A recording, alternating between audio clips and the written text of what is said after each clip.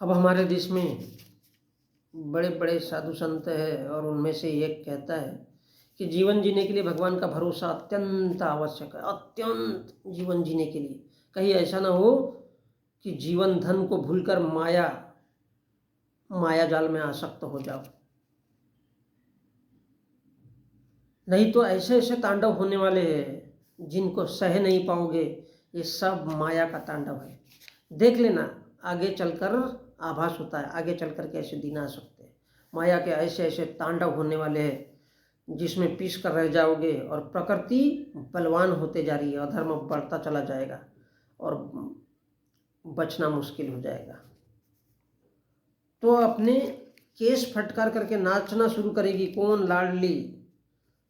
जो इसके बड़े बड़े दांत है इसमें हम लोग पीस करके रह जाएंगे। तो भैया, जीवन जीने के लिए भगवान का भरोसा अत्यंत आवश्यक है। आज तक कहीं बलात्कार होता है, कहीं मर्डर होता है, कहीं हत्या होती है, कहीं सड़क पे एक्सीडेंट होता है, कभी कोई भगवान आता है? आपने देखा है?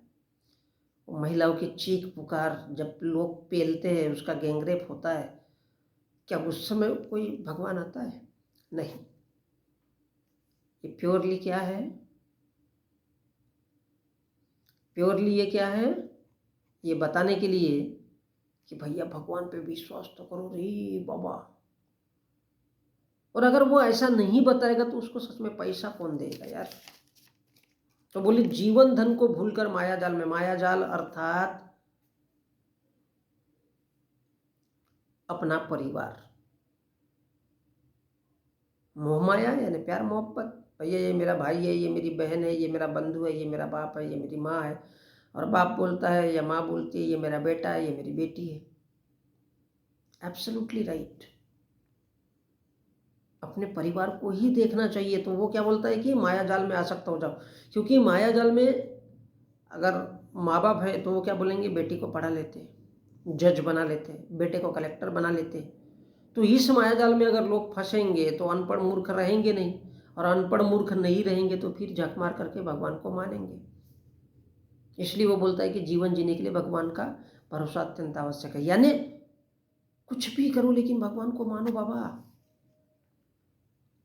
और अगर भगवान को मानते हो तो अपने बेटे बेटियों को जज, कलेक्टर, वकील, प्रोफेसर नहीं बना पाओगे। क्योंकि एक दूसरे को कहते हैं ना, एक हम फिल्म आई थी, एक दूसरे के लिए जीते हैं। Absolutely right. तो एक दूसरे के लिए जीने वाले लोग काहे को भगवान को गिनेंगे? अपने बेटे को जज है तो वो भी जज बनाएगा या फिर कोई कलेक्टर बनाएगा।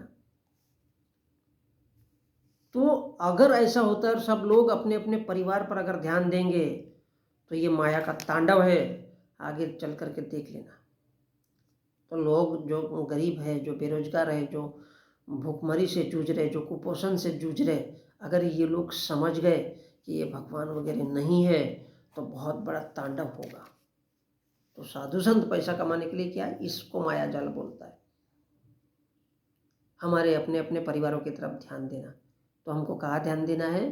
भगवान में। और भगवान में ध्यान देंगे तो डेफिनेटली हम भिखारी बने रहेंगे। इसलिए वो बोलता है कि माया के ऐसे ऐसे तांडव होने वाले। सब लोग अपने अपने परिवार पे ध्यान देंगे।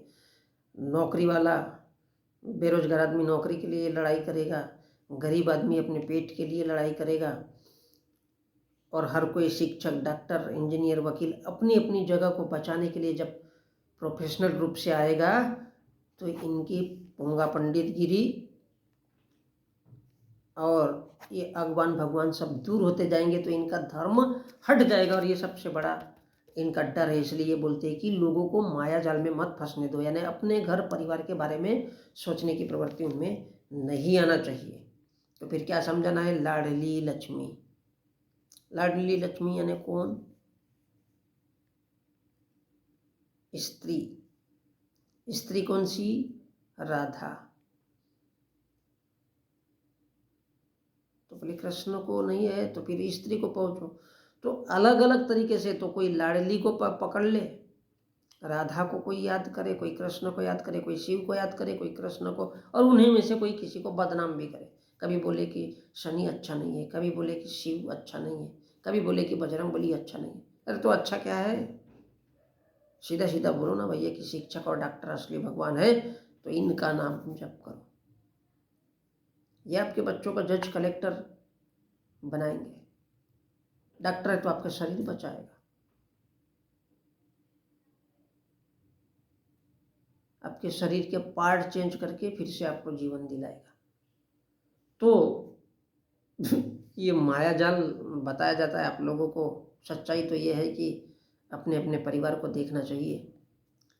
भगवान अगर वास्तव में कहीं कुछ होता तो फिर कोई हादसा नहीं होता, कोई गरीब नहीं होता, कोई भिखारी नहीं होता, कोई बेरोजगार नहीं होता।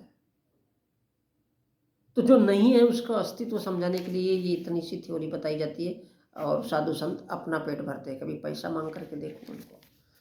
भैया मंदिर का प्रसाद जब आता है तुम उसको बांटते हो, प्रसाद को टिम टिम टिम टिम थोड़ा थोड़ा हाथ में एक एक दो दो बूंद, तो फिर इसको क्यों नहीं बांट सकते हो?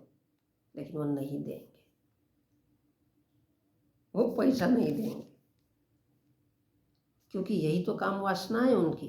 और इसी में तो उनका थ्योरी लटकी हुई है कि लोग भगवान है ऐसा मानेंगे तो बाबा साधु संतों का पेट चलेगा, नहीं तो कुछ नहीं चलेगा।